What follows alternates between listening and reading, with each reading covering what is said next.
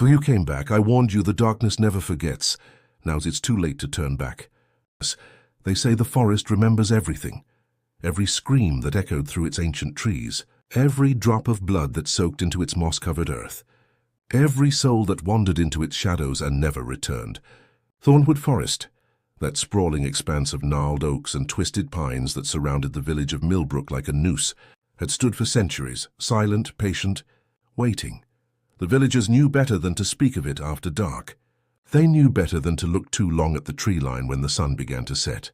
And they certainly knew better than to enter the forest once night fell, when the whispers began. But knowledge and fear are not always enough to save us. Every year, on the same date, October 13th, at precisely 3:33 a.m. someone would die. The ritual was as predictable as the changing seasons, as inevitable as death itself. The victim would be found at dawn beneath the witness oak, that ancient sentinel that stood in the heart of Thornwood. Its branches spread like skeletal fingers against the morning sky. They would always be positioned the same way, arms crossed over their chest, eyes wide open, staring up through the canopy at a sky they could no longer see. Their faces would be frozen in an expression that the living could never quite decipher. Was it terror? Ecstasy, recognition? And there was never a trace of the killer. No footprints, no weapon, no evidence of a struggle, just the body and the forest and the terrible, suffocating silence. Detective Sarah Chen had seen many strange things in her 15 years on the force, but nothing had prepared her for Millbrook. When she arrived in September 2024, transferred from the city after a case that had nearly broken her, she thought she was escaping to a quiet rural posting where the most excitement would be teenagers drinking behind the old mill. She was wrong. October 13th was 3 weeks away, and the village was already holding its breath. This is the story of how Sarah Chen learned that some forests don't just kill, they choose. And once you hear your name whispered from between the trees, in a voice you know better than your own, you have only two options: answer the call, or spend the rest of your life wondering what would have happened if you had. Welcome to Millbrook, welcome to Thornwood Forest, and may you never hear the whisper. The detective. The rain started the moment Sarah Chen's car crossed the county line. It wasn't the gentle autumn drizzle she'd expected in rural New England. This was something angrier, almost vindictive, as if the sky itself resented her presence. The windshield wipers struggled against the deluge, their rhythmic squeaking the only sound in the oppressive silence of her Honda Civic. Sarah checked her GPS for the 14th time in as many minutes. The screen showed her route as a thin blue line cutting through vast stretches of green, Thornwood Forest according to the map. The forest seemed to go on forever, pressing in on both sides of the narrow two-lane highway like walls of a canyon. Made of wood and shadow, she'd been driving through it for 40 minutes. You have arrived at your destination, the GPS announced with artificial cheerfulness. Sarah looked around, seeing nothing but more forest. Then, as she rounded a curve, the trees suddenly fell away, and Millbrook appeared before her like something from a postcard or a horror film. Depending on your perspective, the village was small, maybe 36 buildings clustered around a central square. Colonial-era houses with white picket fences lined narrow streets that looked like they hadn't been repaved since the 70s. A church steeple rose above the other buildings, its white paint peeling, its bell tower dark. Everything looked vaguely shabby, as if the town had peaked sometime around 1950 and had been slowly declining ever since. But it was the forest that caught Sarah's attention. Thornwood surrounded Millbrook completely, a perfect circle of dense woodland that seemed to lean inward, as if watching the little village with interest. Sarah had never seen anything quite like it. The tree line was so uniform, so deliberate, that it looked almost artificial. She pulled into the parking lot of the Millbrook Sheriff's Station, a squat brick building that looked like it had once been someone's garage. A rusted sign swung in the wind. Sheriff's Office, established 1847. As Sarah got out of the car, she noticed an old man sitting on a bench across the street, partially sheltered from the rain by the awning of what appeared to be the town's only general store. He was staring at her with an intensity that made the back of her neck prickle. When their eyes met, he didn't look away, just kept staring with rheumy eyes that seemed to see right through her. Detective Chen? Sarah turned to find a tall woman in a sheriff's uniform standing in the doorway of the station. She looked to be in her late 50s, with iron-grey hair pulled back in a severe bun, and a face that could have been carved from the same granite as the New Hampshire mountains to the north. "Sheriff Marrow." Sarah extended her hand. The sheriff's handshake was firm, almost aggressive. "You're earlier than I expected. Most people get lost trying to find us." "GPS," Sarah said, attempting a smile. "GPS." Sheriff Marrow's lips twitched in what might have been amusement. "Technology." "Come inside, Detective. We need to talk." The interior of the sheriff's station was exactly what Sarah had expected. Outdated computers, filing cabinets that looked like they predated the digital age, wanted posters on a corkboard that had gone yellow with age. But it was clean, organized, efficient. Whatever else Sheriff Marrow might be, she wasn't lazy. "Coffee?" the sheriff asked, already pouring 2 cups from a pot that looked like it had been sitting on the warmer since morning. "Thank you." Sarah accepted the cup, which proved to contain something that was technically coffee but tasted like it had been made from burnt dirt and regret. Sheriff Marrow sat behind her desk, an ancient oak monstrosity covered in neat stacks of folders, and regarded Sarah with those sharp grey eyes. "I'll be honest, Detective. I didn't ask for you." Sarah had suspected as much. "The state police assigned me because of the October killings." "Yes, I know." The sheriff's voice was flat, emotionless. "They send someone new every few years. Different faces, same questions, same results." "And what results are those, Sheriff?" "No results. No suspects. No answers." Sheriff Marrow took a sip of her terrible coffee. "The killing happens, we investigate, we find nothing, and whoever the state sends eventually gives up and leaves. Then exactly 1 year later it happens again." "How many years?" Sarah asked quietly. 23. Sarah felt something cold settle in her stomach. 23 years, 23 victims, and apparently not a single useful lead. "Tell me about the most recent one," she said, pulling out her notebook. Sheriff Marrow opened one of the folders on her desk and slid it across to Sarah. "Marcus Webb, 34 years old, local carpenter. Found October 13th, 2023, at 5:47 a.m. by a hunter who had the bad sense to enter the forest at dawn. Under the witness oak, arms crossed, eyes open. No signs of struggle, no visible cause of death. Autopsy showed his heart just stopped." Sarah flipped through the crime scene photos. Marcus Webb had been a handsome man, strong jawline, dark hair, friendly eyes that were now frozen in that expression she couldn't quite name. The photos showed him lying on a bed of moss and fallen leaves, perfectly positioned, almost peaceful except for that look on his face. "Who was he?" Sarah asked. "What was his connection to the forest?" "That's the thing, Detective. There is no connection. None of the victims have anything in common. Different ages, different backgrounds, different families.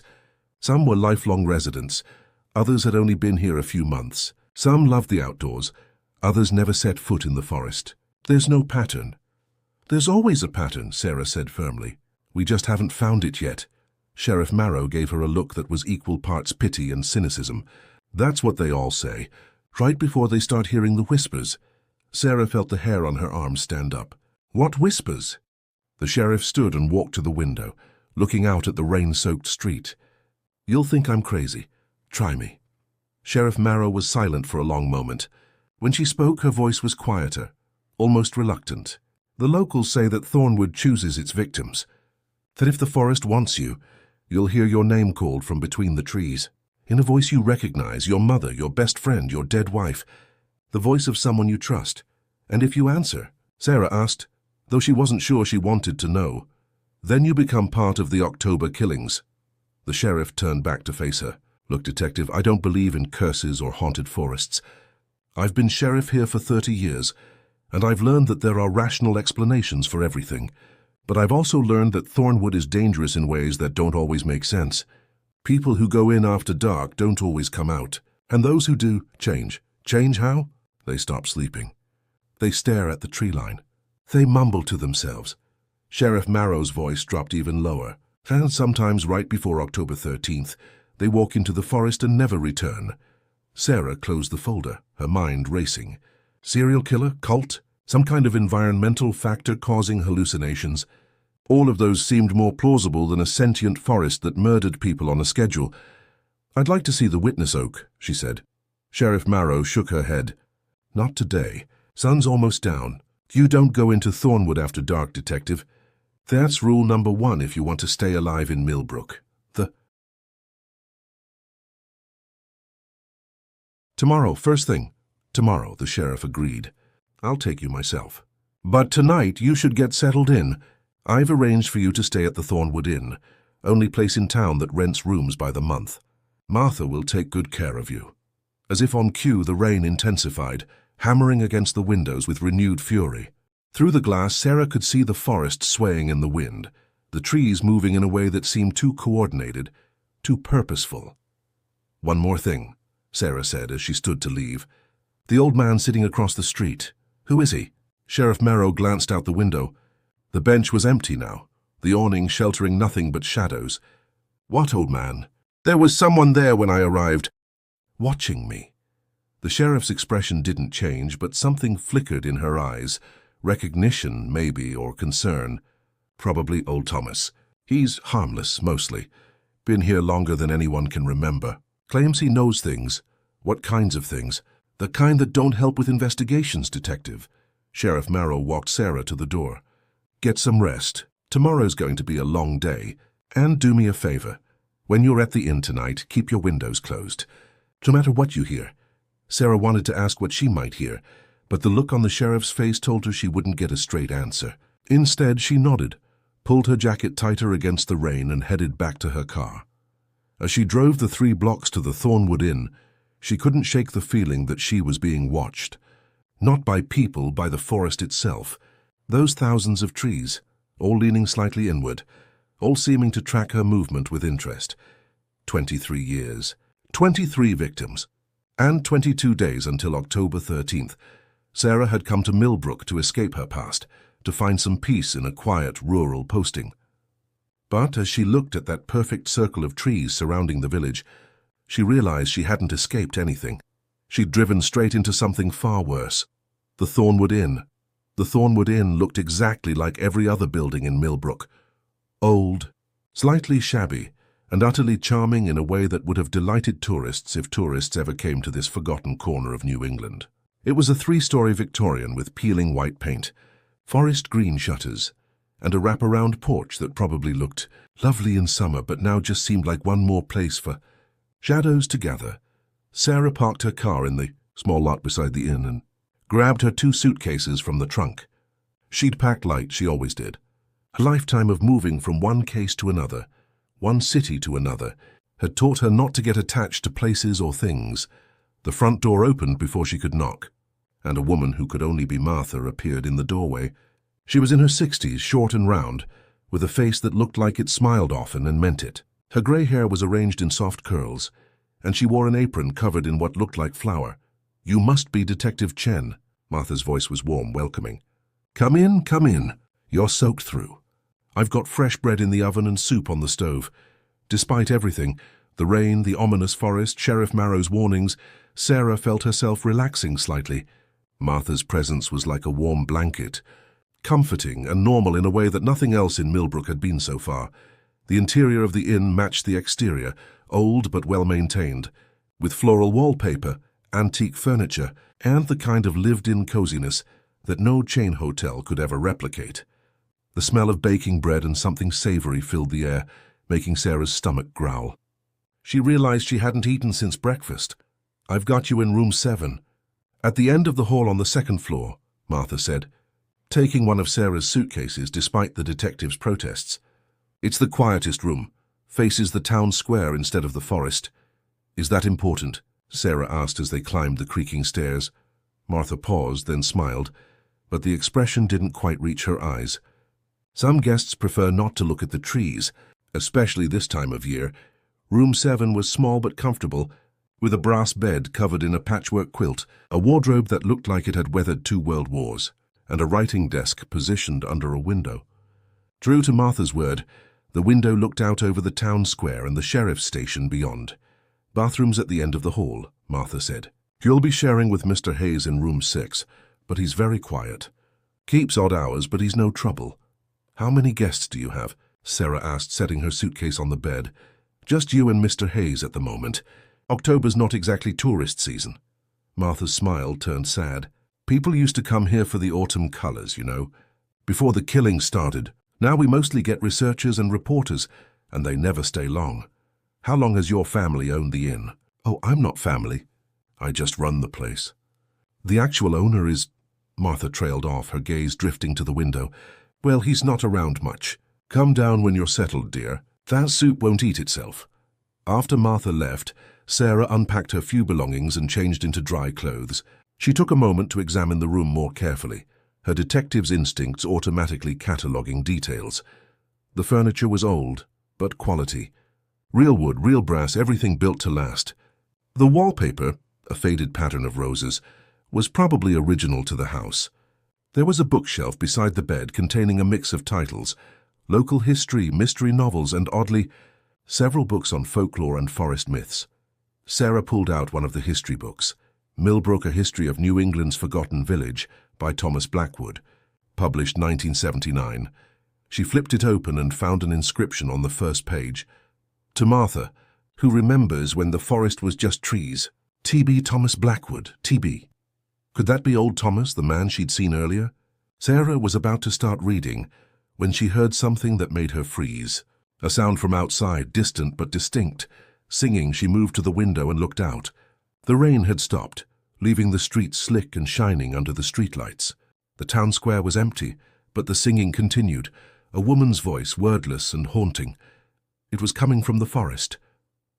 Sarah leaned closer to the window, trying to see the tree line in the darkness. The singing seemed to weave through the air, sometimes closer, sometimes farther away. It was beautiful, mournful and beautiful, and something about it made Sarah's chest ache with a longing she couldn't explain. She realized her hand was on the window latch, ready to open it. Keep your windows closed, no matter what you hear. Sheriff Marrow's warning echoed in her mind. Sarah jerked her hand away from the latch as if it had burned her. The singing continued for another minute, then faded away, leaving only the drip of water from the eaves and the hammering of her own heart. Sarah backed away from the window, shaken. It was just a sound, she told herself. Someone in the woods. Maybe a local kid playing a prank. Nothing supernatural, nothing impossible.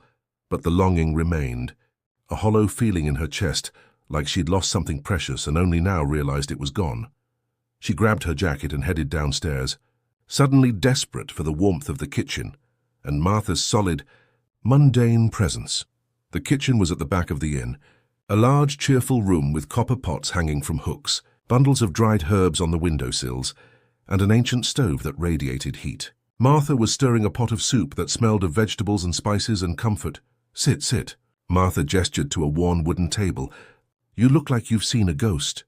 I heard singing, Sarah said, accepting the bowl of soup Martha placed in front of her. From the forest, Martha's hand paused in the act of cutting bread. Did you now? Do people often go into the forest at night? No. Martha set a thick slice of bread on a plate beside the soup. People don't go into Thornwood after dark, ever.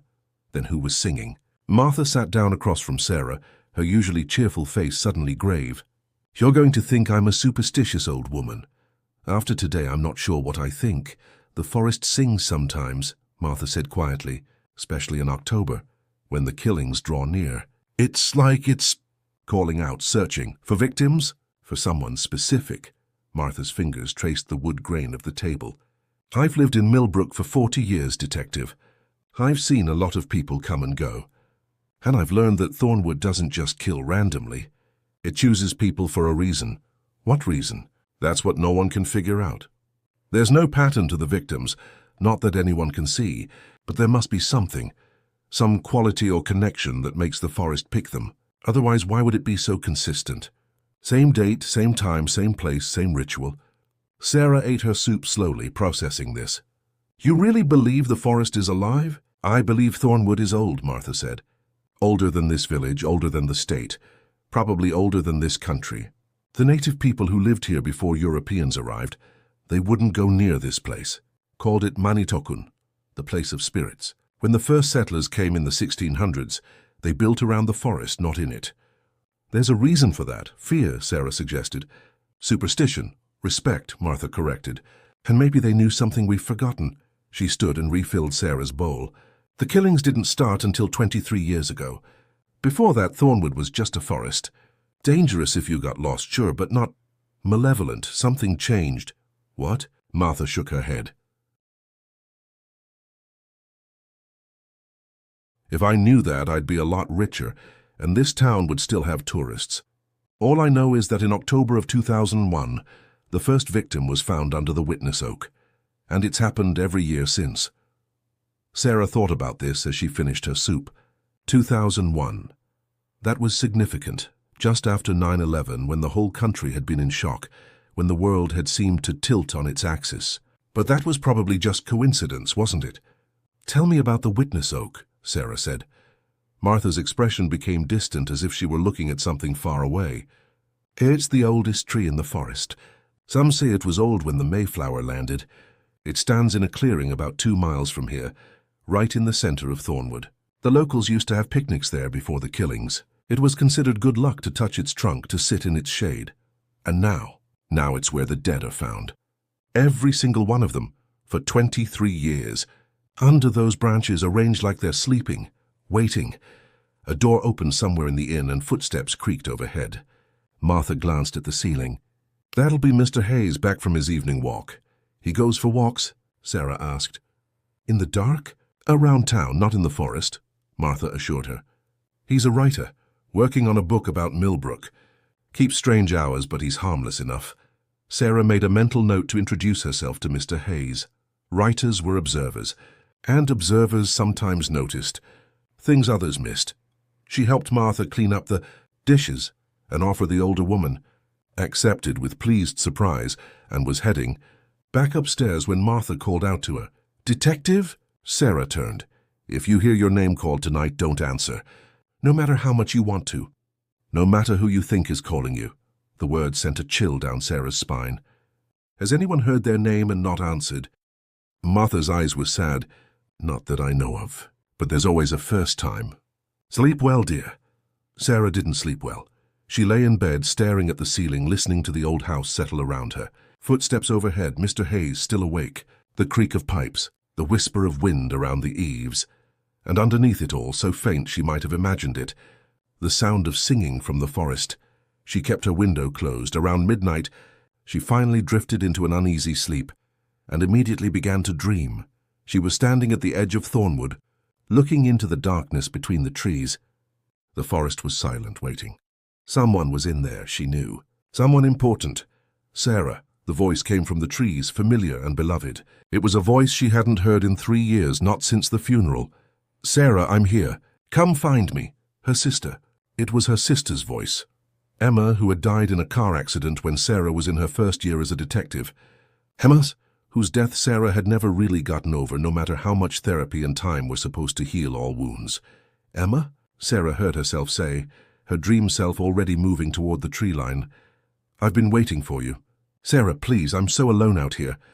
Sarah's hand reached out to touch the nearest tree, and the bark was warm under her fingers, pulsing like a heartbeat. She woke with a gasp, her heart racing, sweat soaking her nightshirt. The room was dark except for the faint glow of streetlights through the window. Everything was quiet.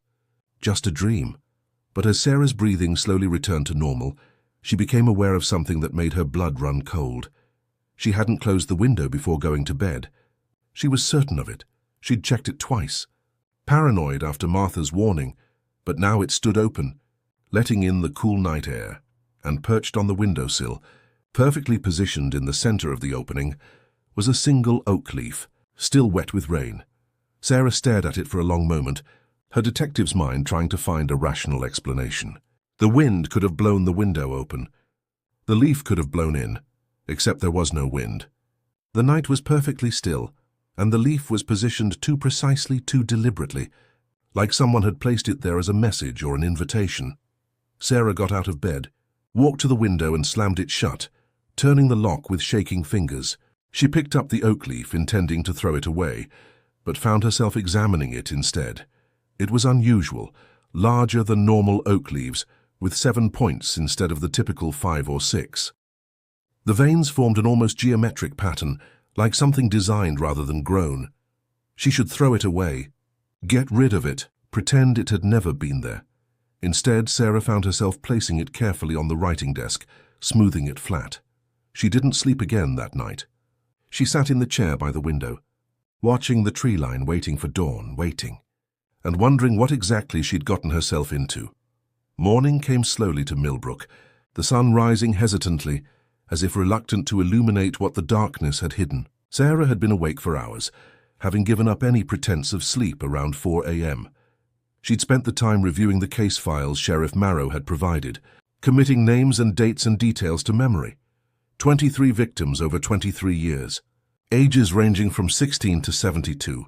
7 women, 16 men. Some were married, some single, some divorced. Various occupations: teacher, mechanic, nurse, farmer, student, retiree. No apparent connections between them, except that they'd all died under the witness oak on October 13th at 3:33 a.m. Sarah rubbed her eyes, trying to massage away the headache that had been building since midnight. She needed coffee, needed food, needed to start acting like a detective, instead of a frightened civilian spooked by sounds in the night and leaves on windowsills. She showered in the communal bathroom, old-fashioned, but immaculately clean, and dressed in jeans, boots, and a practical flannel shirt. If she was going into the forest today, she needed to be prepared. She strapped her service weapon to her belt, the familiar weight a comfort. When she came downstairs, she found Martha already in the kitchen, preparing breakfast. The older woman took one look at Sarah's face and clucked her tongue sympathetically. "Didn't sleep well, I see." "Not really," Sarah admitted. "Is that coffee I smell? Fresh made and strong enough to wake the dead." Martha poured a mug and slid it across the counter, which might not be the best metaphor to use in this town, but there you are. "Eggs? Please." As Martha cooked, Sarah sat at the kitchen table and pulled out her notebook. "Martha, can I ask you something about the victims?" "Of course, dear. Did you know any of them personally?" Martha was quiet for a moment, her spatula pausing over the sizzling eggs. "I knew them all. Millbrook's a small town, Detective. You can't live here for 40 years and not know everyone. Were any of them troubled, depressed, the kind of people who might walk into a forest alone at night?" "That's what everyone always asks," Martha said softly. "The answer is no. They were normal people. Happy, sad, ordinary. Jenny Morrison had just gotten engaged. David Chang was planning to open a restaurant in town. Teresa Ward had just become a grandmother. She slid the eggs onto a plate along with toast and bacon. They weren't looking to die, Detective. Something found them anyway. What about the last victim? Marcus Webb?" Martha's expression grew darker. "Marcus was special. Not in the way you mean. He wasn't disturbed or suicidal. But he was connected to the forest in a way others weren't." "How so?" "His family had lived in Millbrook for generations. His great-great-grandfather was one of the original settlers. Marcus used to say that Thornwood was in his blood." Martha sat down across from Sarah. 3 days before he died, he came to me. Said he'd been having dreams about the forest, about walking under the trees. Said he kept hearing someone calling his name. Sarah felt the coffee turn to acid in her stomach. "What did you tell him?" "To leave town. To get as far away as possible before October 13th. Martha's voice cracked slightly. "He said he couldn't, that it wouldn't matter where he went, the forest would find him anyway." "And you believed him?" "I believed that he believed it, and I believe he was right. Marcus tried to leave, you know. His fiancée drove him to Boston 2 days before it happened. They checked into a hotel, thought they'd be safe. But," Sarah prompted. "But at 3 a.m. on October 13th, the fiancée woke up and Marcus was gone. She found his car in the hotel parking lot, with the keys in the ignition. The next morning he was under the witness oak. The fiancée swears she locked the hotel room door. Swears Marcus was asleep beside her when she dozed off." Sarah set down her fork, her appetite gone. "That's impossible. So is a forest that kills people on schedule. Yet here we are." Before Sarah could respond, the kitchen door opened and a man appeared. He was in his 30s, thin and pale, with dark hair that looked like it hadn't been combed in days, and intelligent eyes behind wire-rimmed glasses. He wore a rumpled dress shirt and carried a leather satchel that bulged with notebooks and papers. "Sorry to interrupt," he said, his voice soft and slightly hoarse, as if he wasn't used to using it. "I was just looking for coffee. Mr. Hayes." Martha jumped up, immediately shifting into hostess mode. Come in. Detective Chen, this is Michael Hayes. Michael, this is the detective the state police sent to investigate the October killings." Michael's eyes sharpened with interest. He extended a hand to Sarah. "Pleasure to meet you. I've been hoping to interview whoever the state sent. You're writing a book about Millbrook?" Sarah asked as they shook hands. His grip was weak, distracted. "About the killings specifically. I'm a true crime writer." Michael accepted a mug of coffee from Martha and wrapped both hands around it as if trying to absorb its warmth. "I've been here for 6 weeks now researching. Find anything useful?" "Depends on what you consider useful. I've got 23 different stories about 23 different people, none of whom should have died the way they did." He took a long drink of coffee. "I've also got a lot of local folklore, superstition, and what might be described as complete nonsense. The question is figuring out which is which." Sarah liked him immediately. Here at least was someone who approached the situation with skepticism and logic. "I'd love to compare notes sometime. How about now? I was going to spend the morning in the town library, going through old newspapers." "You're welcome to join me." Sarah glanced at the clock. It was only 7 a.m. Sheriff Marrow wasn't expecting her until 9. "That sounds perfect, actually. I need all the background I can get." "Just be careful," Martha warned, looking between them. "The library is... well, you'll see." The Millbrook Public Library was housed in what had once been someone's mansion, a Victorian structure even larger than the Thornwood Inn. It stood on the edge of the town square, its elaborate gingerbread trim painted deep purple and black, giving it a Gothic appearance that seemed entirely appropriate given the circumstances. "The Blackwood House," Michael said as they approached. "Built in 1889 by Jonathan Blackwood, the town's founder. It's been the library since the 1960s. "Blackwood," Sarah repeated. "Any relation to Thomas Blackwood, the local historian?" Michael gave her an approving look. "You've done your research. Thomas is the last of the Blackwoods. He's lived in Millbrook his entire life. Claims to remember things from before he was born. Most people think he's crazy. And you?" "I think he knows more than he's telling. But getting him to talk is like trying to have a conversation with the Sphinx. Everything comes out in riddles and warnings." The library's interior was dim and musty, filled with the smell of old books and something else Sarah couldn't quite identify. Something earthy and organic, like mushrooms or wet wood. Shelves stretched from floor to ceiling, crammed with volumes that looked like they hadn't been disturbed in decades. Behind the circulation desk sat a young woman with vibrant red hair pulled back in a messy bun. She looked up as they entered, her face lighting up when she saw Michael. "Back again?" she asked with a smile. "At this rate, you're going to run out of archives to read. Katie, this is Detective Chen. She's here to investigate the killings." Detective Katie Reeves, the head librarian, and the only person in Millbrook who knows where everything is hidden. "Not everything," Katie said, but she seemed pleased by the compliment. She looked at Sarah with interest. "Another detective. The state police must be taking this seriously this year. Has anyone not taken it seriously?" Sarah asked. Katie's smile faded. "Let's just say that some of your predecessors treated this like a joke until it wasn't funny anymore. Come on, I'll show you the archives." She led them through the stacks to a door at the back of the library marked "Private, Staff Only." Beyond it, a narrow staircase descended into darkness. "The archives are in the basement," Katie explained, flipping a light switch that illuminated a series of bare bulbs along the ceiling. Everything from the founding of Millbrook to the present day. Newspapers, town records, personal diaries. The Blackwood family was obsessive about documentation. The basement was larger than Sarah had expected. A maze of metal shelving units filled with boxes and file folders, and ancient ledgers bound in leather. One wall was dominated by a massive corkboard, covered in papers, photographs, and strings connecting various points. "Someone's attempt at mapping the October killings, that's mine," Michael admitted, looking slightly embarrassed. "I know it looks like something from a conspiracy theorist's basement, but it helps me visualize the connections." Sarah studied the board. Each victim had their own section. Photos, newspaper clippings, biographical details. Red strings connected some victims to each other, though Sarah couldn't immediately see the pattern. "What are the red strings?" she asked. "Possible connections." Not obvious ones, the investigators would have caught those, but more subtle things. For example, see these 3 victims from 2007, 2011, and 2019. All 3 had ancestors who were part of the original 1847 settlement. And these 2 from 2015 and 2022. Both had recently started having nightmares about the forest before they died. Nightmares, Sarah said slowly. Marcus Webb's fiancée mentioned he'd been having dreams. Exactly. About half the victims showed signs of disturbed sleep in the weeks before their deaths. But half didn't, so it can't be the only factor. Sarah moved closer to the board, examining the photographs. The victims stared back at her, young and old, smiling and serious, alive in these captured moments, having no idea what waited for them under the witness oak. One photo in particular caught her attention.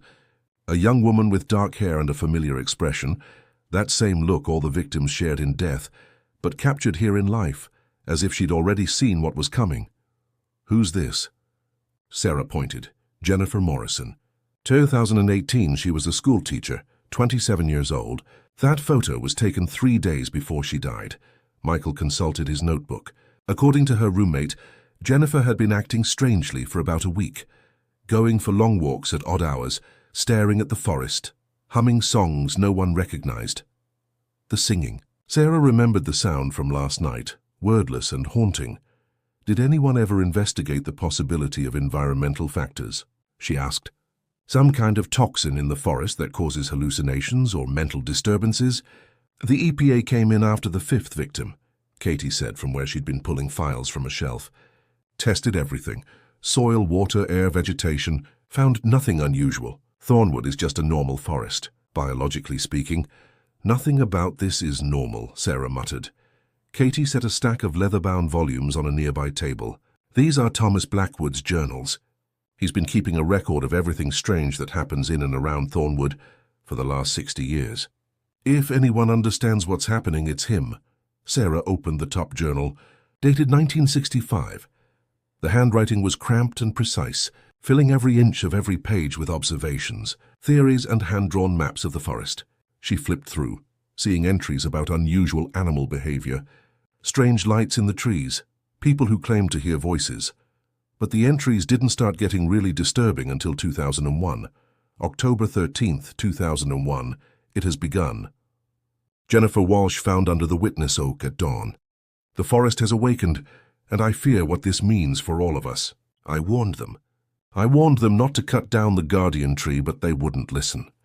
Sarah looked up. Guardian tree? What's that?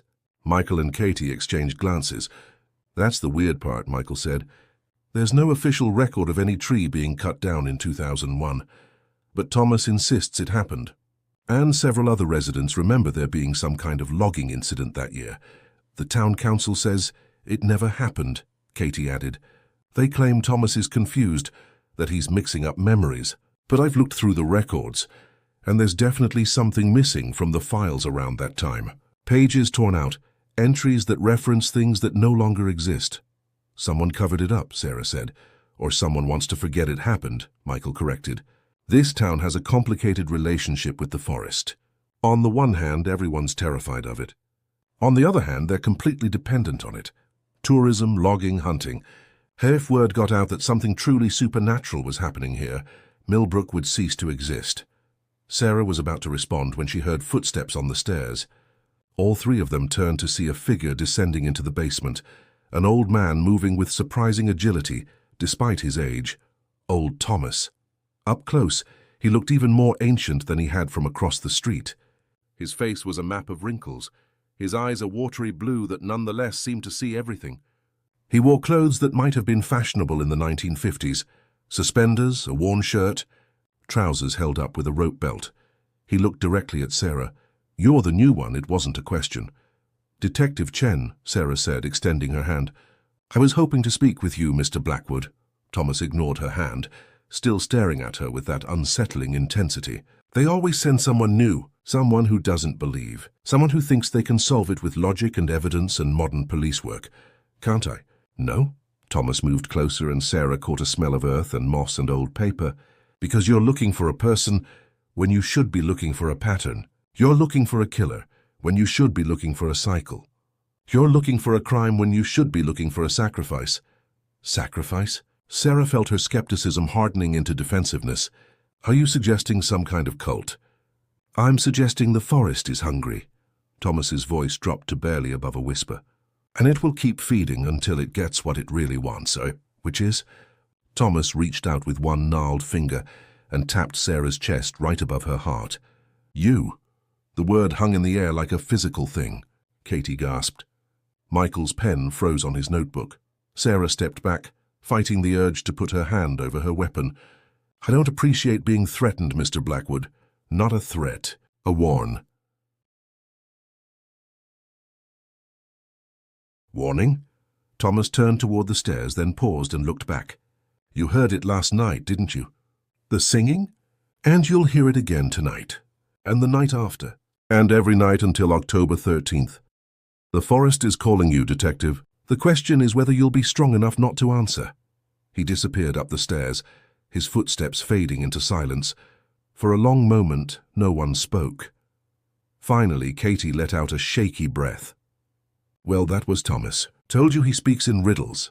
How did he know I heard singing last night?" Sarah asked, though she wasn't sure she wanted to know the answer. "Thomas knows things," Michael said simply. "Things he shouldn't be able to know. Whether that's because he's genuinely psychic or just very observant, I haven't figured out." Sarah looked back at the journal still open on the table, at Thomas's cramped handwriting describing the first victim. "The forest has awakened. I need to see the witness oak," she said. "Today. Now." Katie glanced at the small window near the ceiling of the basement. Outside, the sun was climbing higher, brightening the morning. "It's a 2-mile hike into the forest. If you're going, you should go soon and come back well before dark." "Sheriff Marrow's taking me," Sarah said, checking her watch. It was almost 9. "Michael, can I borrow these journals?" "Be my guest." "I've already photographed all the relevant pages." Sarah gathered the journals carefully. They felt heavy in her arms, weighted with years of observation and growing dread. "Detective," Katie called as Sarah headed for the stairs. "Thomas is usually right, you know. About the forest. About the killings. He predicted the last 3 victims. Knew their names days before they died." "How?" Sarah asked. Katie's expression was troubled. "He said the forest told him. Sheriff Marrow was waiting outside the station when Sarah arrived, laden with journals and questions." The older woman took one look at Sarah's face and sighed. "You talked to Thomas. How did you? You have that look everyone gets after meeting him." Confused, scared, and trying not to show it, the sheriff pulled out a set of keys. "Come on, if we're doing this, we need to start early. The forest is always dangerous, but it's worst after dark." They took the sheriff's truck, a beaten-up Ford that looked like it had seen better decades. As they drove out of town toward the forest's edge, Sarah filled Marrow in on what she'd learned from the journals and the archive board. "The guardian tree," the sheriff said when Sarah mentioned it. "I'd forgotten about that. You remember it being cut down?" "I remember something happening in the summer of 2001. Some kind of dispute between the logging company and the environmental groups. Thomas was involved, making a fuss about some old tree that supposedly had historical significance." Marrow's hands tightened on the steering wheel. "But I can't remember the details. It's like there's a blank spot in my memory where that whole incident should be. That's concerning. Everything about Thornwood is concerning, Detective." They pulled off the road at a dirt path that led into the forest. A wooden sign marked the entrance. "Thornwood Forest. Stay on marked trails. No entry after dusk." Marrow grabbed a backpack from behind the seat and handed Sarah a flashlight. "Keep this on you at all times. The forest gets dark fast, even during the day. And stay close. People get lost in there easily." They started walking. Almost immediately, Sarah understood why people feared Thornwood. The trees were ancient and densely packed, their branches forming a canopy so thick that even mid-morning sunlight barely penetrated. The path was clear enough, but on either side the undergrowth was impenetrable, thorns and twisted vines and shadows that seemed to move when you weren't looking directly at them. And it was quiet. Unnaturally quiet. No birds singing, no squirrels chattering, no insects buzzing. Just the crunch of their boots on fallen leaves and the sound of their own breathing. "It's always like this?" Sarah asked, disturbed by the silence. "In October, yes. During summer you can hear normal forest sounds, but as soon as September ends, the animals seem to leave or hide, or whatever it is animals do when they sense danger." They walked for 20 minutes, following the path as it wound deeper into the forest. Sarah tried to keep track of their direction, but the lack of landmarks and the uniformity of the trees made it difficult. Every oak looked like every other oak. Every shadow seemed identical. She was about to ask how much farther when the trees suddenly opened up, and they stepped into a clearing. The witness oak stood at the center, and Sarah understood immediately why it was called that. The tree was massive, at least 30 feet in circumference, with branches that spread out like the vaulted ceiling of a cathedral. It had to be centuries old, maybe even 1,000 years. Its bark was almost black, covered in moss and lichen, and its roots spread across the clearing like grasping fingers. But it was the feeling of the place that struck Sarah most powerfully. The air felt different here, heavier, charged like the moment before a thunderstorm. And despite the utter silence everywhere else in the forest, she could have sworn she heard something. A whisper, a breath, a heartbeat. 23 people died here, Marrow said quietly. All in that same spot. She pointed to a patch of ground at the base of the tree, where the moss was thicker, darker. Sarah approached slowly, pulling out her phone to take photos. The ground around the tree showed no obvious signs of disturbance. No scorch marks, no symbols carved into the earth. No indication that this was a crime scene that had seen 24 deaths. The autopsies never showed a cause of death, she asked. Cardiac arrest every time. Hearts just stopped. That's not natural. 23 people don't all die of cardiac arrest with no underlying condition. No, Marrow agreed, but that's what happened. Sarah knelt beside the dark patch of moss and reached out to touch it. The instant her fingers made contact, she felt something like an electric shock run up her arm. She jerked back with a gasp. "Detective!" Marrow was beside her immediately. "What happened?" "I don't—" Sarah stared at her hand. The skin tingled, but there was no visible injury. "I felt something. Like static electricity, but stronger." Marrow's expression turned grim. "Thomas warned me this might happen. The forest is recognizing you." "That doesn't make sense. None of this makes sense." Marrow's voice rose, then fell again as she controlled herself. "But I've been watching people die for 23 years, Detective, and I've learned that sense doesn't matter. What matters is that you're in danger. More than the usual danger of investigating a serial killer. The kind of danger that ends with your body under this tree." Sarah stood, dusting off her hands. She felt shaky, unnerved in a way she hadn't felt since her first homicide scene. "Tell me about the first victim, Jennifer Walsh." Marrow moved away from the tree and Sarah followed, grateful to put some distance between herself and that dark patch of moss. They sat on a fallen log at the edge of the clearing. "Jennifer was 19, the sheriff began. College student, home for the summer. Sweet kid, wanted to be a teacher. On October 12, 2001, she told her parents she was going to bed early. They heard her moving around in her room around midnight. At dawn on the 13th, a hunter found her here." "What about the guardian tree that Thomas mentioned?" Marrow was silent for a long moment, her gaze fixed on the witness oak. "About 3 months before Jennifer died, there was a big fight in town.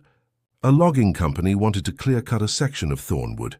Perfectly legal, they'd bought the land. But Thomas claimed there was a specific tree they couldn't touch, called it the Guardian. Said it had been protecting the town for centuries. Protecting it from what? He never said. Just kept ranting about balance and sacrifices and things that should stay buried." Marrow shook her head. "The company went ahead with the logging anyway. Thomas tried to stop them physically, chained himself to the tree. The police had to remove him. The tree came down that same day, and 3 months later the killing started. You think I'm crazy to believe it's connected?" Sarah wanted to say yes, wanted to insist this was all coincidence and superstition, but she remembered the feel of that moss under her fingers, the electric shock that had run through her body. "I think," she said carefully, "that there's something going on here that I don't understand yet. But I'm a detective. Finding out the truth is what I do." A sound echoed through the clearing, distant but distinct. Singing, the same wordless melody Sarah had heard from her window. Both women froze. "We need to leave," Marrow said, standing quickly. Now, Detective." The urgency in the sheriff's voice was enough to get Sarah moving. They hurried back down the path, and Sarah could have sworn the singing followed them. Always just at the edge of hearing, always behind them. They didn't speak again until they were back in the truck, doors locked, engine running. Only then did Marrow's shoulders relax. "I've never heard it during the day before," the sheriff said. "That's new. What does it mean?" "It means October 13th is coming. And the forest is getting ready." As they drove back to town, Sarah looked out the window at the tree line, watching it pass. And she could have sworn the trees were watching her back. 21. Days until October 13th, 21. Days to solve 23 murders, or to become victim number 24. Sarah spent the next 3 days buried in research. She set up a workspace in her room at the Thornwood Inn, covering the desk and part of one wall with copies of police reports, AE autopsy files and pages from Thomas Blackwood's journals. Martha brought her meals on trays, worried looks accompanying every delivery. "You need to sleep, dear," Martha said on the third evening, finding Sarah still awake at midnight, surrounded by papers. "Can't sleep," Sarah replied, not looking up from the medical examiner's report she was reading. "Every time I close my eyes, I hear that singing." It was true. The forest had serenaded her every night since her arrival, the wordless melody weaving through her dreams and waking moments alike. She'd taken to sleeping with earplugs and the window not just closed, but sealed with duct tape.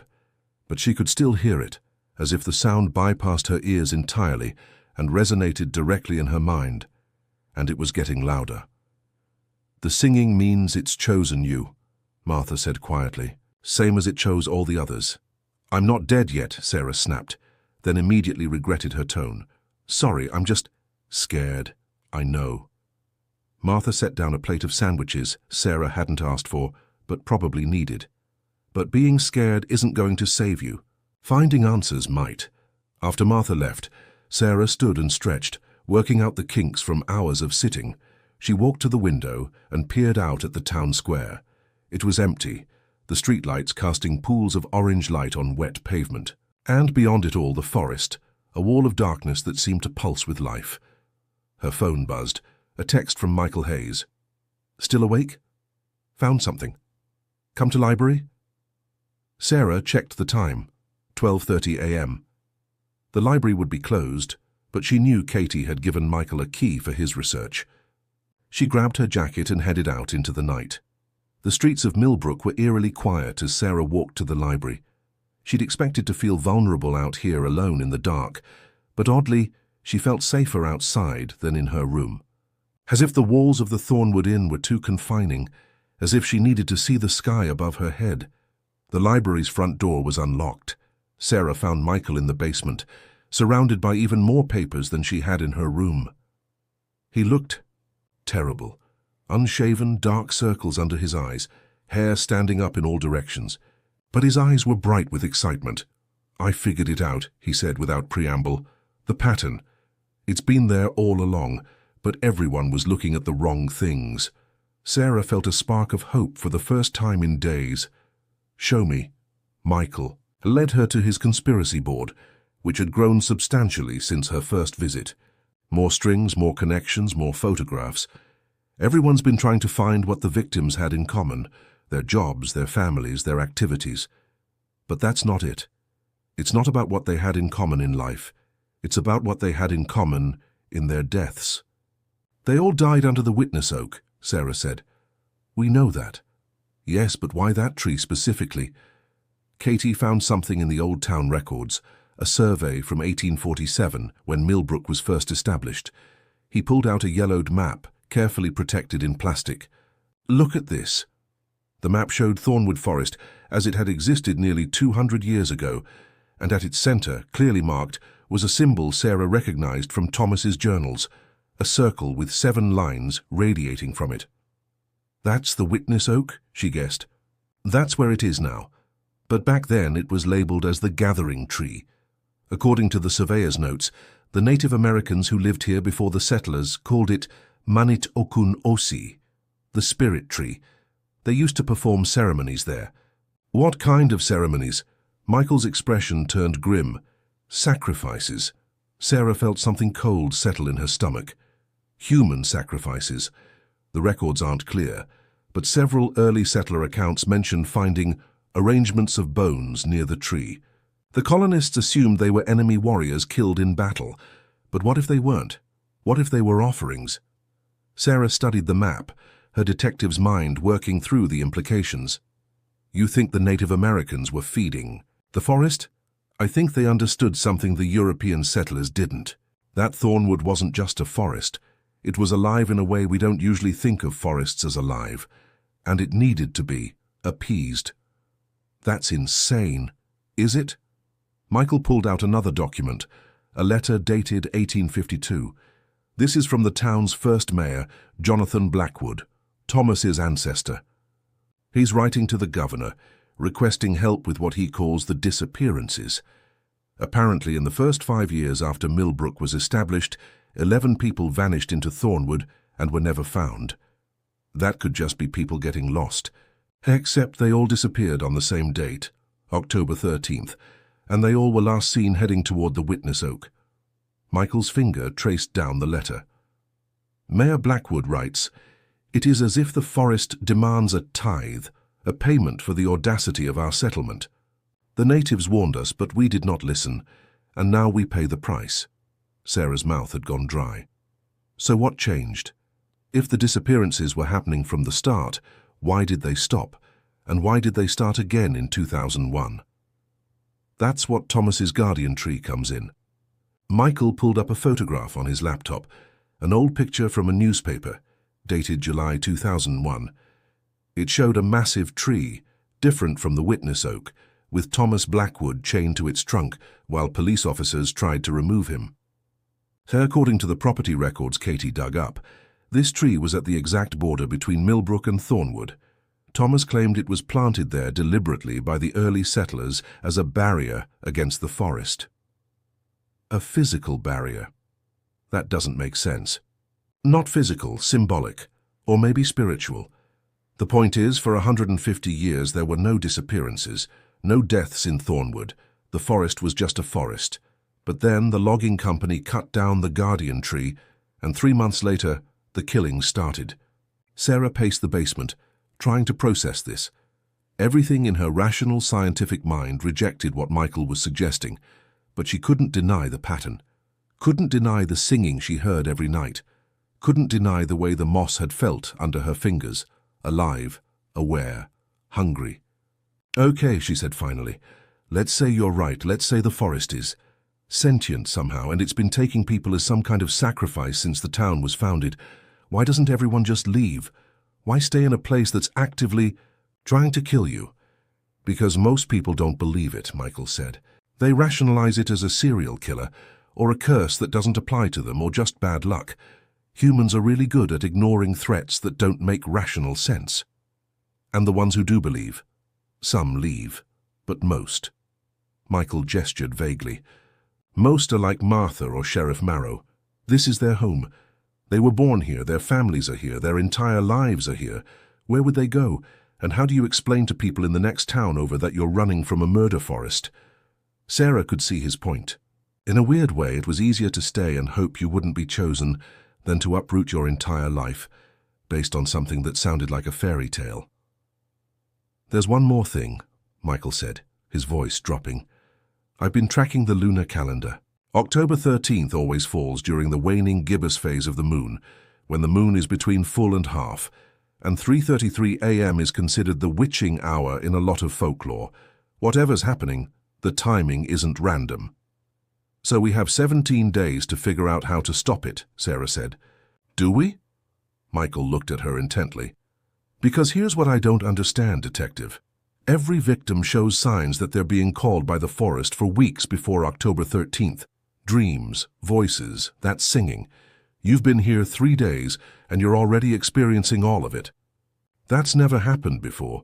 Usually it takes at least a week for the forest to start targeting someone." Sarah felt the blood drain from her face. "What are you saying?" "I'm saying the forest didn't just choose you randomly. It was waiting for you. It wanted you specifically." Michael pulled up a final document on his laptop. "So I started researching you, your family history." "My family has nothing to do with Millbrook," Sarah protested. "Your mother's family does. Her maiden name was Walsh, and on her family tree." Michael turned the laptop so Sarah could see. "Jennifer Walsh, the first victim in 2001. She was your second cousin." The basement seemed to tilt. Sarah grabbed the edge of the table for support. "I never met her," she said. "My mother's side of the family. We weren't close. But the connection exists. And there's more." Michael clicked through several more documents. "Your great-great-grandmother on your mother's side was Mary Walsh, who left Millbrook in 1920 and never returned. Before she left, she was engaged to Edward Blackwood, Thomas's grandfather. Thomas is my distant relative, yes, very distant, but the bloodlines connect. Michael's expression was sympathetic. I think that's why you're hearing the singing so strongly. The forest recognizes you as someone who belongs to this place, someone whose family has history with Thornwood. Sarah sank into a chair, her mind reeling. She'd come to Millbrook to escape her past, to find peace after her sister's death and the case that had nearly destroyed her. Instead, she'd walked right into a different past, one she hadn't even known she had. I need to talk to Thomas, she said finally. Good luck with that. He doesn't talk, remember? He just speaks in riddles and warnings. Then I'll learn to speak in riddles too. Sarah stood, decision made. Where does he live? In the old Blackwood house at the edge of town, but detective, As almost 2 in the morning. Maybe you should wait until... There's no time to wait. Every hour I spend not understanding, this is an hour closer to October 13th. And if the forest really has chosen me, then I need to know why. I need to know how to stop it. Michael studied her for a moment, then nodded. I'll come with you. You don't have to. I absolutely do. You're the first person who's taken my research seriously, instead of dismissing me as a conspiracy theorist. Plus, if something happens to you, someone needs to be there to document it. He gave her a wry smile. It's what true crime writers do. They left the library together, walking through the silent streets toward the edge of town where the oldest houses stood. The singing from the forest was louder now, or maybe Sarah was just more aware of it. She found herself unconsciously humming along before catching herself. Don't do that, Michael warned. Don't engage with it. That's how it gets stronger. How do you know so much about this? I've been researching Thornwood for 6 weeks, and I've spent probably 100 hours talking to people who've lived here their whole lives. You pick things up. He glanced at her. I'm scared too, you know. I've been having the dreams for a week now, hearing voices that sound like my dead brother. The forest doesn't just target victims, it targets anyone who gets too close to the truth. Then why stay? Because someone needs to document what's happening here. Someone needs to tell the story, even if no one believes it. Especially if no one believes it. His voice was fierce. 23 people are dead, Detective. 23 murders that no one is taking seriously, because they don't make sense. That's not acceptable. Sarah found herself liking Michael even more. He was scared, but he was still here, still working to understand. That took a special kind of courage. The Blackwood house was exactly what Sarah expected. A Gothic Victorian that looked like it had been transplanted from a horror movie. It loomed 3 stories tall, with a tower on one corner and intricate woodwork that had gone grey with age. Most of the windows were dark, but a light burned in one room on the 2nd floor. Sarah knocked on the front door. No answer. She knocked again, louder. After a long moment, the door swung open to reveal Thomas Blackwood in a ratty bathrobe, holding an oil lamp. Because of course he used oil lamps instead of electric lights. Detective, he said, unsurprised. I wondered when you'd come. We need to talk, Sarah said. No. Thomas started to close the door. Sarah stuck her foot in the gap. Please? I know about Jennifer Walsh. I know about the Guardian Tree. I know about the connection between my family and yours. I need answers. Thomas stared at her for a long moment, his watery eyes reflecting the lamplight. Finally, he sighed and stepped aside. Come in, then. But leave your friend outside. Some conversations are private. Michael started to protest, but Sarah shook her head. It's okay. Wait for me. If you're not out in an hour, I'm coming in, Michael warned. Sarah followed Thomas through a house that was like a museum of Millbrook's history. Every surface was covered with books, papers, and artifacts. Old tools, Native American pottery, photographs of people long dead. The walls were lined with shelves, and the shelves were filled with journals, hundreds of them, maybe thousands, all in Thomas's cramped handwriting. He led her to a study on the 2nd floor, the room with the light she'd seen from outside. It was dominated by a massive desk, covered in maps and diagrams, and one wall was entirely devoted to what looked like a family tree.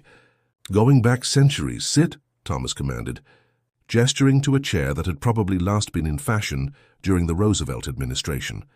Theodore, not Franklin, Sarah sat. Thomas lowered himself into the chair behind the desk, setting his lamp down carefully. You came here to escape something, he said. It wasn't a question. A case that went wrong, Sarah admitted. A serial killer who we caught too late. Who killed too many people because I missed something important. And now you find yourself in the middle of another case involving multiple deaths. The Forest has a sense of humor, doesn't it? The Forest doesn't have anything, Sarah said, but without conviction. There has to be a rational explanation for all of this. Does there? Thomas leaned back in his chair. You felt it, detective. The moss under the witness oak. The singing that follows you. The dreams. You know something is wrong here. Something that your rational mind can't explain. So why do you resist accepting it? Because accepting it means accepting that I can't fix it. That all my training and experience and resources are useless against something that shouldn't exist. Ah, Thomas nodded. That's the real fear, isn't it? Not death, but powerlessness. Not knowing, but being unable to know. Tell me what's really happening, Sarah demanded. No riddles, no warnings, just the truth. Thomas was silent for so long that Sarah thought he wouldn't answer. Then he stood and walked to the wall with the family tree, his finger tracing one of the branches. Thornwood is old, he said finally. Older than humans, older than most things that walk this earth. The indigenous people who lived here for thousands of years understood what it was, a doorway. A thin place where the boundary between our world and something else is permeable. Something else? They had many names for it. The other world, the shadow realm, the place where hungry things live. Thomas's voice was matter-of-fact, as if he were discussing the weather. Thornwood is the guardian of that doorway, keeping it closed. But guardians require fuel, energy, life. Sacrifices, Sarah said, remembering Michael's research. Yes, the native peoples understood this. They made offerings, usually animals, but occasionally in times of great need, humans. And in return, Thornwood kept the doorway closed. Kept the hungry things on their side. That's impossible, is it? You've seen impossible things, detective. You felt the Forest's awareness. How do you explain that with science? Sarah had no answer. Thomas continued. When the European settlers came, they didn't understand. They saw the Forest as just resources to be exploited. They stopped making offerings. And Thornwood adapted. Instead of waiting for gifts, it began taking what it needed. The disappearances in the 1840s. Yes, but my ancestor, Jonathan Blackwood, was a practical man. He researched the native customs, and he struck a bargain with the Forest. What kind of bargain? Protection in exchange for respect. The town would not cut down Thornwood's oldest trees or disturb its sacred places. In return, the Forest would not take anyone from Millbrook. Thomas's finger moved to another branch of the family tree, and to seal that bargain he planted a tree, the Guardian. It was grown from a seed taken from the witness oak itself, planted at the boundary between town and forest. As long as it stood, the bargain held. For 150 years, Sarah said, beginning to understand, until the logging company cut it down. The Forest considered the bargain broken, and so it went back to its old ways, taking what it needed to survive. Thomas turned to face her. 1 life per year, always on October 13th, the anniversary of the day the Guardian tree was planted. Always at 3:33 a.m., the time when the barrier between worlds is thinnest. Always under the witness oak, which is the heart of Thornwood's power. Sarah's mind raced, trying to find flaws in this explanation, trying to hold on to her rationality. But the victims are random. There's no pattern to who gets chosen. There's always a pattern, detective. You just haven't seen it yet. Thomas returned to his desk and pulled out a journal, not one of his own, but something much older, bound in what looked like leather but might have been something else. This belonged to the last shaman of the Manitokun people. It was given to Jonathan Blackwood as part of their final negotiations before the tribe moved west. It contains the rules of the Forest. He opened it to a page covered in symbols Sarah didn't recognize, though some of them matched the ones she'd seen in Thomas's journals. The Forest chooses those who have a connection to it. Thomas translated, running his finger along the symbols. Those whose bloodlines have history with Thornwood, whose ancestors made offerings or broke bargains, or shed blood beneath its branches. It chooses those who hear its call most clearly, people who are sensitive to the other world, who are already half turned toward the doorway. Sarah felt ice in her veins. My family. Jennifer Walsh was chosen because she was a Walsh, and now it wants you, Thomas finished, because you are both Walsh and Chen, and the Chen line has its own history with Thornwood. That's impossible. My father's family is from California. Your grandfather was born here, Thomas said quietly. His family left when he was young, but the connection remains. You are particularly valuable to the forest, detective. You have blood claims from both parents. Sarah stood abruptly, her chair scraping against the floor. This is insane. You're telling me I'm going to die because of some genetic history I didn't even know about? Not necessarily. The forest chooses, but the chosen can refuse the call. Thomas's voice was gentle now, almost kind. That's the secret no one talks about. Every victim could have said no, could have resisted the pull, refused to walk into the forest. But they didn't. Why not? Because the forest doesn't just call you. It shows you something you want, something you've lost. It promises reunion, understanding, peace. And when you're weak, when you're grieving or lonely or desperate, that promise is too powerful to resist. Sarah thought of Aichi. Sarah's dreams of hearing Emma's voice calling from the trees. I'm here. I'm waiting for you. Your sister, Thomas said, as if reading her mind. The forest knows about her death. It knows your grief. And on October 13th, it will use that knowledge to lure you into Thornwood. It will show you Emma, and she will call your name, and every instinct in your body will scream at you to follow her. So what do I do? Sarah's voice cracked. How do I fight it? You don't fight it, detective. You can't win a fight against something that's been alive for millennia, but you can refuse to play its game. Thomas closed the ancient journal carefully. Stay away from Thornwood. Don't go into the forest, not even during the day. Don't listen to the singing. Don't engage with the dreams. Build walls in your mind and hold them. And on October 13th, lock yourself in a room and don't come out until dawn. That's it. Just hide. Survival isn't glamorous, but it's effective. Sarah wanted to argue, wanted to insist there had to be another way. But she could see the truth in Thomas's eyes. He'd seen too many people die, watched too many victims walk willingly into the forest despite all warnings. There's one more thing, Thomas said. The forest's power grows stronger each year. The first few victims took days to fall under its influence. Now it can claim someone in weeks, even days. It's adapting, learning. And I fear that soon no one will be able to resist. The bargain needs to be renewed. How? Someone would need to plant a new guardian tree. Someone with the knowledge and the will to bind the forest to a new agreement. His eyes met hers. Someone of Blackwood blood, ideally, since we were the ones who made the original bargain. But I'm too old, too tired. I've watched this town die for 23 years, and I don't have the strength to save it anymore. The implication was clear. How you want me to do it. I want you to survive, first and foremost. After that, Thomas shrugged. Perhaps we can discuss what comes next. If there is a next. Sarah left the Blackwood house with more questions than answers, but at least she had a plan. Stay away from the forest. Resist the call. Survive until October 14th. 17 days. It sounded like a long time, but Sarah had a feeling it would pass far too quickly. The days blurred together in a haze of research, fear, and the increasingly constant singing. Sarah threw herself into the investigation with almost manic intensity, as if staying busy would keep the forest at bay. She interviewed every living person who'd known a victim. She reviewed every police report, every autopsy file, every scrap of evidence collected over 23 years, and she found nothing that would help her in a court of law. But she found plenty that confirmed Thomas's story. The victims had all reported dreams in the weeks before their deaths. They'd all been seen staring at the tree line, humming wordless melodies. Several had tried to leave town, only to return with no memory of why they'd come back. And according to interviews with family members, every single victim had lost someone close to them within 5 years of their death. A parent, a sibling, a spouse, a child. The forest preyed on the grieving. Sarah understood now why she'd been chosen. Emma's death was still an open wound, even 3 years later. The guilt, the what-ifs, the lingering sense that she should have been able to prevent it somehow, all of that made her vulnerable. You look terrible, Michael commented on the 6th day, finding Sarah in the library's basement at noon, surrounded by empty coffee cups and pages of notes. When did you last sleep? I don't remember. Sarah rubbed her eyes, which felt like they'd been filled with sand. Every time I try, the dreams get worse.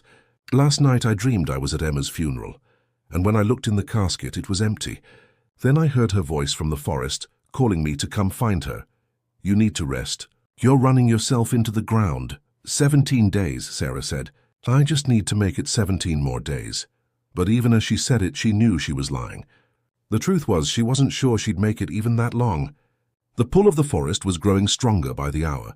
Sometimes she'd find herself standing at the edge of town, looking at the tree line with no memory of how she'd gotten there. The singing was no longer just at night. It wove through her days now, a constant background hum that made it hard to focus on anything else, and she was starting to see things, shadows that moved wrong. Faces in the trees that vanished when she looked directly at them. And once, terrifyingly, Emma herself standing at the edge of the town square, waving at her with a smile that Sarah recognized from 1,000 childhood memories. She'd blinked, and Emma was gone. But the afterimage lingered. "You should leave town," Katie said that evening as she helped Sarah return books to the shelves. The library had become Sarah's second home, the basement her headquarters. "Get as far from Millbrook as possible.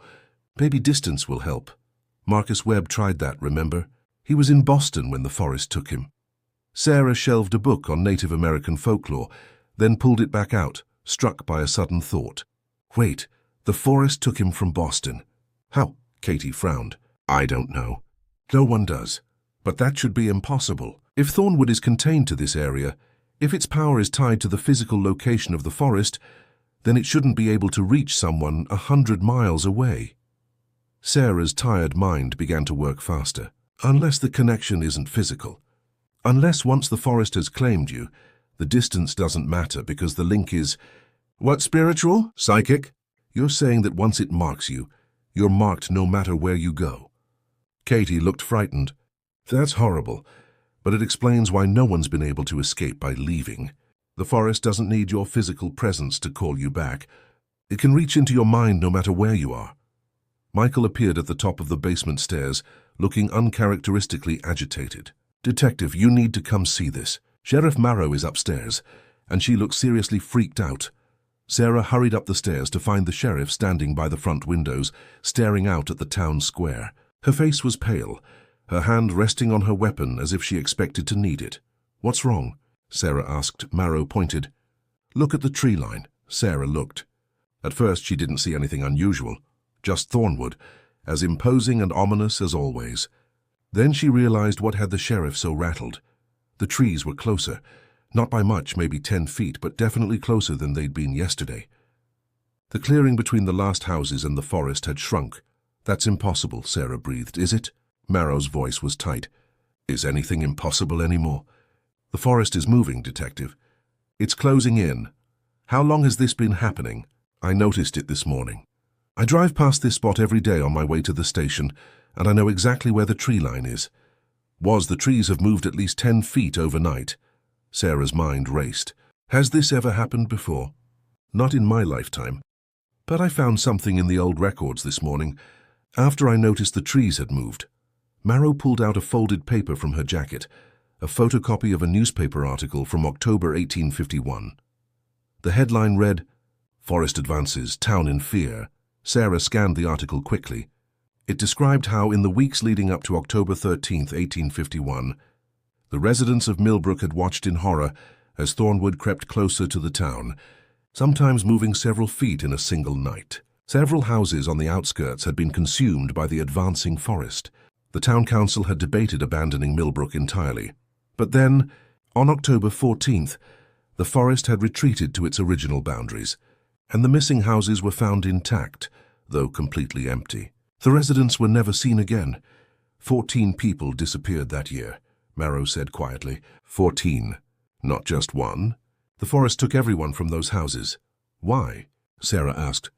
What was different about that year? According to the town records, 1851 was a year of no offerings. The townspeople had decided the old customs were barbaric and refused to make the autumn sacrifice the native peoples had always performed. Marrow's expression was grim. The forest punished them for it, and now it's happening again, Katie said. She'd followed them upstairs along with Michael. Because the bargain is broken and getting more broken every year. Sarah walked to the window, staring at the trees that stood where empty air had been yesterday. She tried to see them as inanimate objects, just wood and leaves and bark. But she couldn't. They looked purposeful, deliberate, watchful. It's accelerating, Michael said, looking at his notes. The forest's power, its reach. The first few years it could only affect people for a few weeks before October 13th. Now it can claim someone within days. And now it's physically expanding its territory. He looked at Sarah. At this rate, by October 13th, the forest might consume the entire town. Then we need to stop it, Sarah said. How? Marrow demanded. We're not dealing with something we can arrest or shoot or negotiate with using normal means. Sarah turned away from the window, her mind made up. Thomas said the bargain could be renewed. Someone needs to plant a new guardian tree and remake the agreement with Thornwood. That's the only way to stop this. Thomas also said it needed to be someone of Blackwood blood, Katie pointed out. I have Blackwood blood. Distant, but it's there. Sarah looked at each of them in turn. I need to know everything about the original ritual. How the guardian tree was planted. What words were spoken, what offerings were made.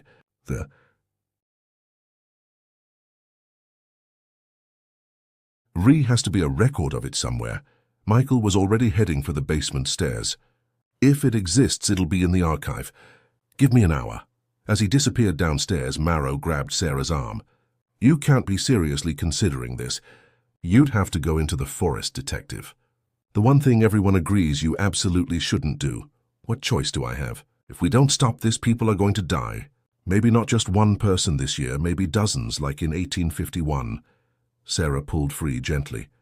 I became a cop to save people, Sheriff. I can't just hide and hope the forest doesn't pick me while other people suffer.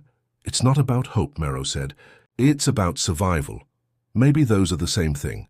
Michael found the ritual description in Jonathan Blackwood's private journal, written in 1847, and carefully preserved in a glass case in the archive's most secure section.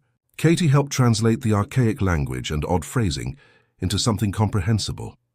The guardian tree ritual required 3 things. First, a sapling taken from the witness oak itself, grown from one of its acorns. It had to be at least 3 years old and planted during the dark of the moon. Second, an offering of blood from someone who bore the responsibility for the town's protection. In the original case, the mayor, but the journal suggested a sheriff or similar authority figure would suffice. Third, a binding oath, spoken in the presence of the forest, acknowledging the bargain and promising to uphold it. The dark of the moon is in 2 days, Katie said, checking a lunar calendar. October 10th, 3 days before the killing, Sarah noted. Not much margin for error. The bigger problem is the sapling, Michael pointed out. We'd need an acorn from the witness oak, and then we'd need to grow it. Even with accelerated greenhouse conditions, that's going to take months. Thomas might have one, Marrow said. The Blackwood family has been maintaining Thornwood-related artifacts for generations. If anyone kept a ready supply of guardian saplings, it would be them. They found Thomas in his greenhouse, behind the Blackwood house, carefully tending to dozens of plants that Sarah couldn't identify. When they explained what they needed, he didn't seem surprised. I've been keeping saplings ready for years, he said, leading them to a section of the greenhouse where several small oak trees grew in large pots. Hoping someone would eventually be brave enough or foolish enough to attempt the ritual. The question is whether you're ready for what it costs. The blood offering? Sarah asked. Sheriff Marrow has agreed to, not just blood, Thomas interrupted. The ritual requires a sacrifice of intent. The person who plants the tree must commit themselves to be Thornwood's guardian, to protect it, respect it, and accept responsibility for maintaining the bargain. For the rest of their life. What does that mean in practical terms? Marrow asked. It means moving to Millbrook permanently. It means never leaving for more than a few days at a time. It means being the intermediary between the town and the forest, making sure neither side breaks the agreement. Thomas's gaze fixed on Sarah. It means giving up everything else you might have wanted from life, detective. Your career in the city, your freedom to go where you please, everything. Sarah thought of her apartment in Boston, her friends, her plans to eventually make it to the FBI. Her whole life had been about moving forward, advancing her career, solving bigger cases. Could she really give all that up to be a small-town guardian for a supernatural forest? Then she thought of Emma and the 23 victims who died under the witness oak, and the countless more who would die if nothing changed. I'll do it, she said. Sarah, you don't have to... Michael started. Yes, I do. She looked at Thomas. What happens during the ritual? What should I expect? The forest will test you. It will show you your fears, your regrets, your deepest pains. It will try to break you, to prove you're not worthy of being its guardian. If you fail the test, he didn't need to finish. The implication was clear, and if I pass, then Thornwood will accept the new bargain. The killing will stop. The forest will return to its boundaries, and you will spend the rest of your life maintaining that peace. Sarah nodded slowly. When do we start? Tomorrow you fast, and prepare yourself mentally. The next night, October 10th, we perform the ritual. If it works, you'll have 3 days to recover before October 13th arrives. If it doesn't, Thomas shrugged, then we're all dead anyway. That night, Sarah couldn't sleep despite her exhaustion. She lay in bed at the Thornwood Inn, listening to the singing that now never seemed to stop, and thought about what she was about to do. She'd never been particularly religious or spiritual. She'd always believed in evidence, facts, things that could be proven and tested. But here she was, about to walk into a haunted forest and perform a ritual to appease an angry ancient entity. Her phone buzzed. A text from Michael. Can't sleep either. Want to talk? They met in the inn's kitchen, where Martha had left out sandwich fixings and told them to help themselves. As they made food neither of them really wanted to eat, Michael asked the question Sarah had been dreading. What are you going to tell your family? Your bosses? Everyone who expects you to come back to your normal life? I don't know yet, Sarah admitted. My parents are going to think I've lost my mind. The department will... Actually, they'll probably be relieved. After the Henderson case went wrong, I'm not exactly their favorite person. The Henderson case, the serial killer she'd missed. The 4 people who'd died because she'd been too slow to see the pattern. It had haunted her for months, driven her to therapy and nearly driven her to quit entirely. Is that why you came here? Michael asked gently. To get away from that guilt? I came here because I needed somewhere quiet, where I couldn't hurt anyone else with my failures. Sarah laughed bitterly. Joke's on me, I guess. Hey. Michael waited until she looked at him. You're not going to fail this time. You figured out the pattern, understood the threat, and found a solution. That's what good detectives do. Good detectives don't have to make deals with supernatural forests. Maybe that's what great detectives do. Despite everything, Sarah smiled. You're a terrible liar, but I appreciate the effort. They talked until dawn about everything and nothing. Michael told her about his brother, who died of an overdose 3 years ago. About the same time Emma had died, Sarah realized. Maybe that's why they'd both ended up in Millbrook, both been chosen by the forest. They were wounded, grieving, perfect targets for something that preyed on loss. As the sun rose, painting the sky pink and gold, Michael asked one more question. Are you scared? Terrified, Sarah admitted. But I'm more scared of what happens if I don't try. I've spent 3 years being afraid, Michael. Afraid I'll miss something important again. Afraid I'll let someone else die because I wasn't good enough, or smart enough, or fast enough. I'm tired of being afraid. So this is you facing your fear? This is me doing the job I signed up for, protecting people. Even if the people need protecting from something that shouldn't exist. October 10th arrived grey and cold, with a wind that stripped the remaining leaves from the trees and sent them skittering through the streets like frightened animals. Sarah spent the day in meditation and preparation, just as Thomas had instructed. No food, only water. No distractions, only focus. She wrote letters, one to her parents, one to her captain at the department, one to Emma's grave, even though Emma couldn't read it. She didn't know if she'd survive the night, and she wanted to leave something behind, some explanation for her choices. As evening fell, the others gathered at the Blackwood house. Thomas, Sheriff Marrow, Michael, and Katie. The sapling was in its pot, ready to be transported. The tools for the ritual were laid out on Thomas's desk. A silver knife for the blood offering, a small vial of water from the heart of Thornwood, and a copy of the binding oath written in Jonathan Blackwood's own hand. Last chance to back out, Thomas said, looking at Sarah. I'm not backing out. Then it's time. They drove as close to the forest as possible, then walked the rest of the way on foot. Sarah carried the sapling, surprisingly heavy for its size, while Thomas led the way with a lantern. Marrow and Michael followed behind, both looking nervous. Katie had stayed at the library, ready to document what happened or, if necessary, report their deaths.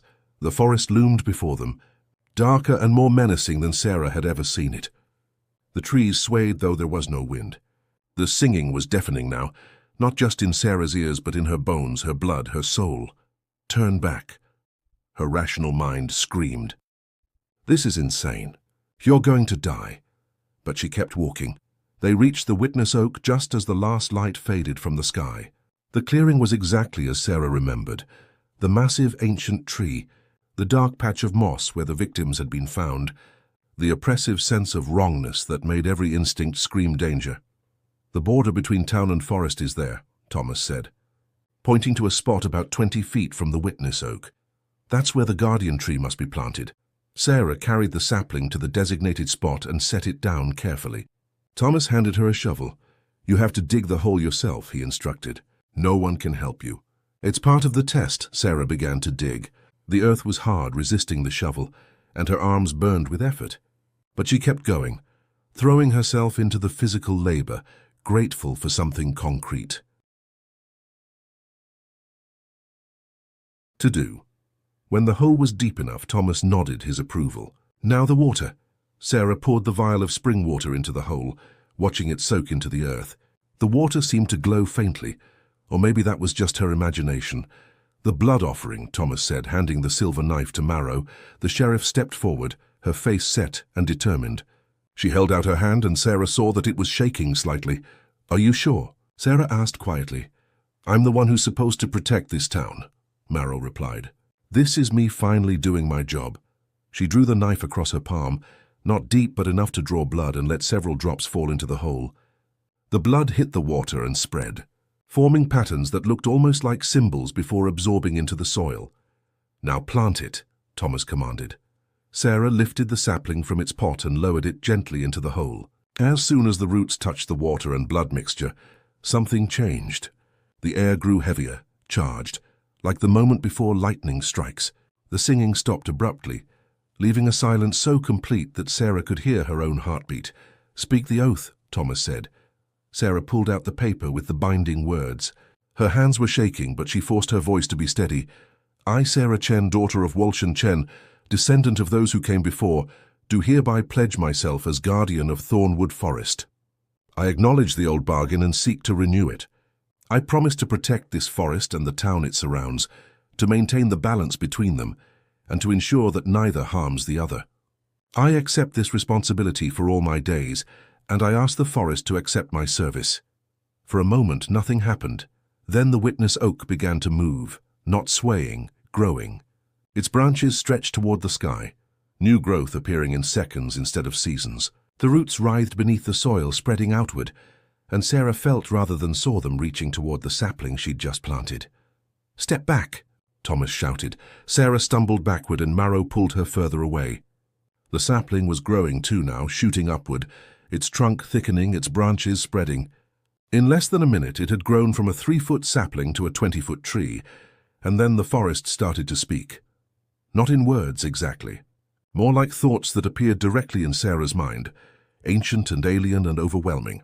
Images flooded her consciousness, centuries of seasons of growth and decay, of animals living and dying under the branches, of people making offerings and breaking promises, and underneath it all, a hunger.